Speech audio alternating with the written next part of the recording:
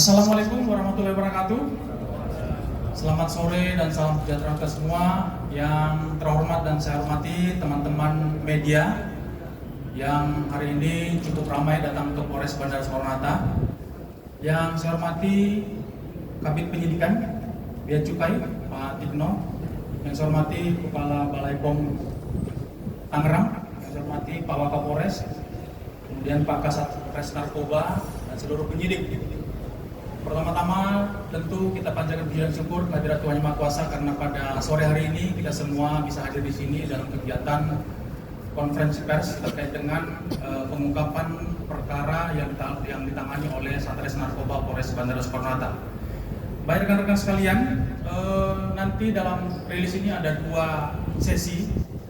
Pertama nanti akan saya paparkan terkait dengan secara umum ya pengungkapan kasus berkaitan dengan Undang-Undang Kesehatan Zat Etumidate.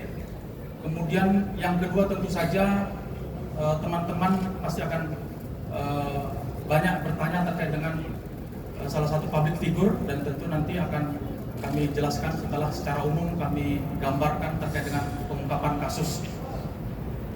Bapak Ibu sekalian, rekan-rekan wartawan, perlu kami sampaikan bahwa dalam periode bulan Maret dan April 2025 Polres Bandara Soekarno-Hatta melalui Satres Narkoba berhasil melakukan pengungkapan perkara terkait dengan Undang-Undang Kesehatan yang terkait dengan Zat Etumidate. Dalam perkara ini ada 4 kasus atau 4 laporan polisi yang ditangani oleh Polres Bandara Soekarno-Hatta, di mana 3 perkara merupakan joint operation atau kerjasama antara Bea Cukai Bandara Soekarno-Hatta dan Polres Bandara Soekarno-Hatta, sehingga kemudian dari 4 perkara tersebut Polres Bandara Soekarno-Hatta berhasil melakukan penangkapan terhadap 7 tersangka. 7 tersangka itu terdiri dari 3 perempuan dan 4 laki-laki. 6 orang tersangka seperti yang tadi sudah ditampilkan di belakang itu telah dilakukan penahanan mulai dari waktu yang berbeda sejak bulan Maret ya. Dan kemudian 1 tersangka saat ini masih dilakukan pemeriksaan secara intensif di ruang penyidikan Satres Narkoba. Dari 4 perkara yang kita terima dan kita tangani, kita melakukan penyitaan terhadap barang bukti berupa Zat Etumidate sebanyak 881 pieces cartridge. Ini merupakan cairan vape atau rokok elektrik yang kita duga ini sudah mulai banyak dan sudah mulai ramai dikonsumsi oleh masyarakat khususnya di Jakarta. Dan tentu saja teman-teman bertanya kenapa Polres Bandara? Karena kita tahu Bandara Soekarno-Hatta ini adalah pintu masuk kedatangan dari luar negeri, dan semua barang bukti ini merupakan barang-barang yang didatangkan atau dibawa dari luar negeri. Ada yang dari Malaysia dan ada yang dari Thailand. Kemudian terhadap ke-7 tersangka yang sudah kita tetapkan ini, kita kenakan Undang-Undang Nomor 17 Tahun 2023 tentang kesehatan, di mana dalam undang-undang tersebut menyebutkan bahwa setiap orang dilarang untuk memproduksi, mengedarkan sediaan farmasi yang tidak memenuhi standar. Itu termaktub dalam pasal 435, dan kemudian di pasal 436 itu lebih jelas disebutkan bahwa setiap orang yang melakukan kegiatan untuk mengedarkan terkait dengan sediaan farmasi berupa obat keras, itu yang kemudian dikenakan pidana paling lama 5 tahun dan denda 500 juta rupiah. Rekan-rekan sekalian, tentu Undang-Undang Kesehatan ini berbeda dengan Undang-Undang Narkotika. Undang-Undang Narkotika itu Undang-Undang Nomor 35 Tahun 2009, dan ini yang kita kenakan adalah Undang-Undang Kesehatan terkait dengan memproduksi ataupun mengedarkan obat keras. Kenapa dia disebut obat keras? Tentu obat keras ini kita kategorikan sebagai obat yang bisa dibeli, bisa dikonsumsi, bisa digunakan harus dengan menggunakan resep dokter. Jadi kalau tidak ada resep dokter, tentu ini adalah bagian dari peredaran yang ilegal dan tentu ancaman pidana yang seperti tadi yang kami sampaikan. Kemudian rekan-rekan wartawan kami sampaikan bahwa dari 881 pieces cartridge ini, kalau ini berhasil diedarkan atau dipasarkan atau diperjualbelikan ke masyarakat umum, itu dengan harga pasaran antara 3 juta sampai 4 juta. Jadi kalau rekan-rekan bisa melihat atau memiliki vape, itu ada cairan yang kemudian dipergunakan dalam rokok elektrik itu, itulah yang mungkin berisi kurang lebih sekitar 4 atau 5 ml cairan, itulah yang kemudian mengandung zat ethylene ini. Dengan nilai harga per cartridge sebesar 4 juta, maka nilai nominal yang bisa kita gagalkan dalam peredaran ini adalah kurang lebih sekitar 3,5 miliar. Dan kita asumsikan bisa menyelamatkan masyarakat untuk tidak menggunakan ethylene ini sebanyak 3.600 orang. Itu gambaran secara umum dulu rekan-rekan.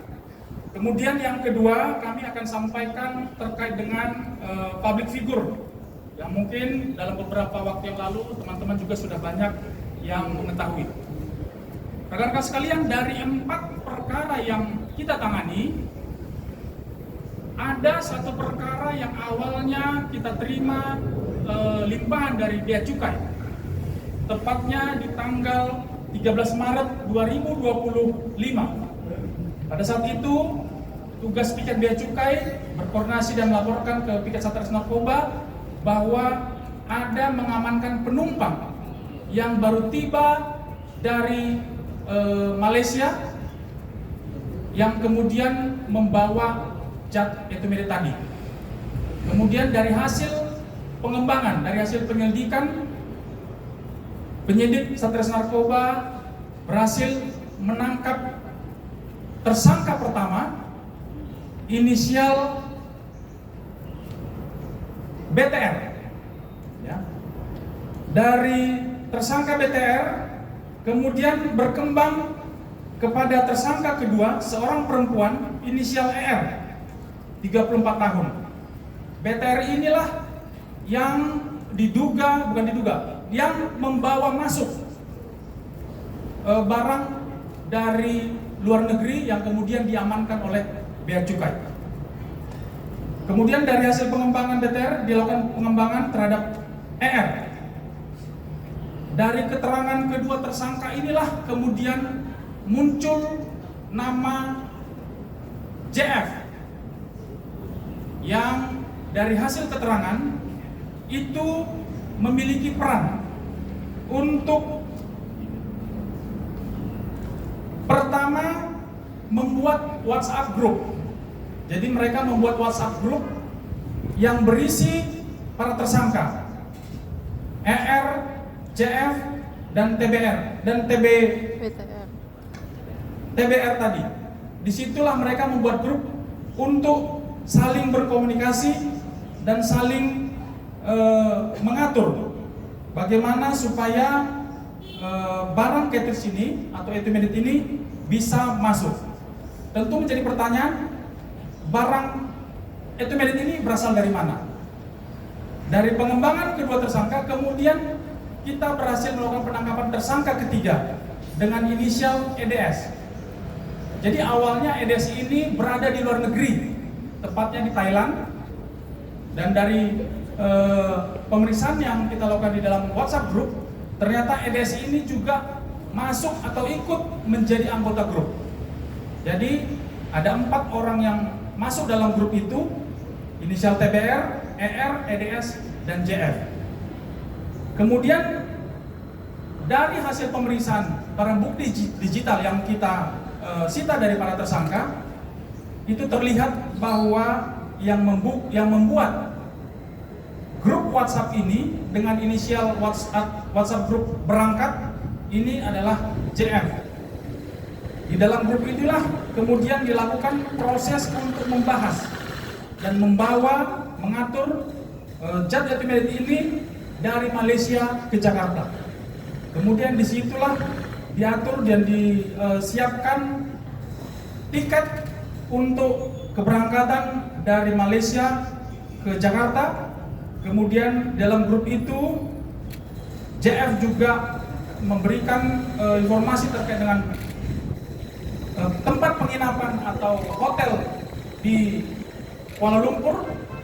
Kemudian dalam proses membawa ke Jakarta, JF juga melakukan pengawasan dan pengontrolan, karena memang di awal masuknya barang ini awalnya sempat dilakukan oleh pemeriksaan secara detail oleh Bea Cukai, dan kemudian ada komunikasi-komunikasi di dalam grup ini bahwa barang atau zat intermediate ini akan diurus sehingga untuk bisa dikeluarkan.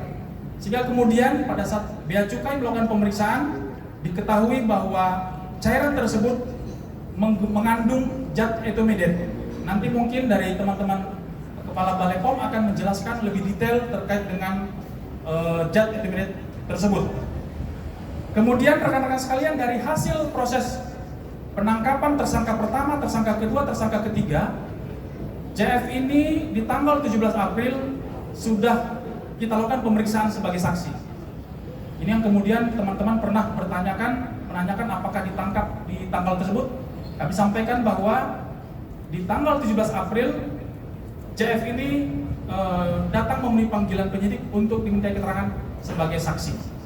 Kemudian dalam prosesnya 3 orang tersangka yang berkas perkaranya terpisah, ini kemudian kita kirim ke jaksa penuntut umum.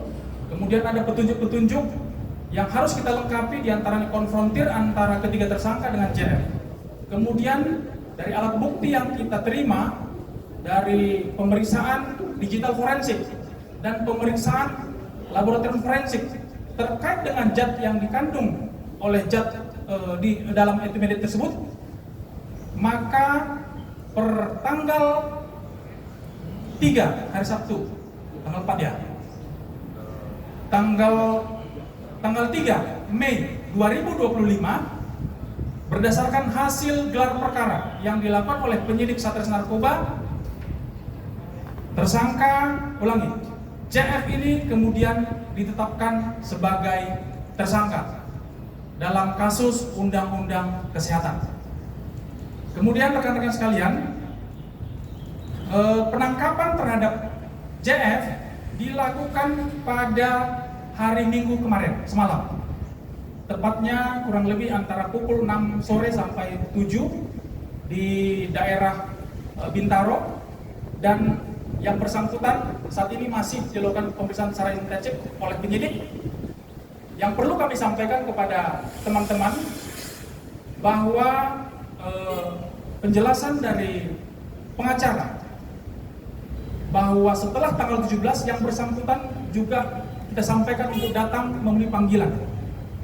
Saat itu pengacara menyampaikan bahwa saudara Jack ini sedang mengalami gangguan kesehatan dengan melampirkan surat keterangan dokter, dan memang dari hasil pada saat penyidik melakukan menjemput tersangka dari Serpong, dari kondisi kesehatan, dari kondisi yang bersangkutan memang terlihat masih dalam kondisi yang kurang sehat, tetapi yang bersangkutan kooperatif untuk memberikan keterangan kepada penyidik, dan kita masih memiliki waktu sampai jam 7 malam hari ini untuk mengambil keputusan apakah terhadap JF ini apakah dilakukan penahanan atau tidak dilakukan penahanan, tentu dengan mempertimbangkan segala aspek, ya, dengan mempertimbangkan segala aspek. Kami tadi juga tidak membawa yang bersangkutan ke sini karena memang dari kondisi fisik saudara JF ini masih harus melakukan belum boleh bergerak, belum boleh banyak beraktivitas, sehingga dengan kondisi dan aspek kemanusiaan, Saudara Jeff belum bisa kami hadirkan, dan mungkin teman-teman melalui humas tadi sudah menunjukkan bahwa yang bersangkutan saat ini berada di ruang pemeriksaan di Satres Narkoba di lantai 4 dan masih melakukan memberikan keterangan kepada penyidik. Mungkin itu yang kami sampaikan kepada rekan-rekan. Nanti hal-hal yang lebih ingin tanyakan, kami berikan waktu untuk tanya jawab kepada Pak Kasat Narkoba. Selanjutnya kami kembalikan kepada pembawa acara. Itu adalah sebagai anestesi ataupun bahasa sederhananya adalah obat bius. Jadi ini adalah sebuah penyalahgunaan obat bius yang harusnya dalam praktek penggunaannya dalam dunia medis adalah dengan pengawasan tenaga ahli yang memiliki keterampilan, yang memiliki kewenangan. Akan tetapi dalam penggunaannya, dalam penyalahgunaan terkait vape ini, tentu saja hal ini membahayakan kesehatan masyarakat. Dan selanjutnya yang kami sampaikan bahwasanya obat keras sekali lagi tidak boleh digunakan tanpa resep dokter. Dan etomidate ini selaku anestesi bekerja dalam sistem saraf pusat, sehingga dalam penggunaannya yang tidak sesuai ketentuan, yang melebihi dosis ataupun tidak sesuai dengan rekomendasi tenaga kesehatan dapat membahayakan keselamatan jiwa yang mengkonsumsinya. Demikian sedikit tambahan dan tanggapan dari Balai Pom Tangerang. Terima kasih.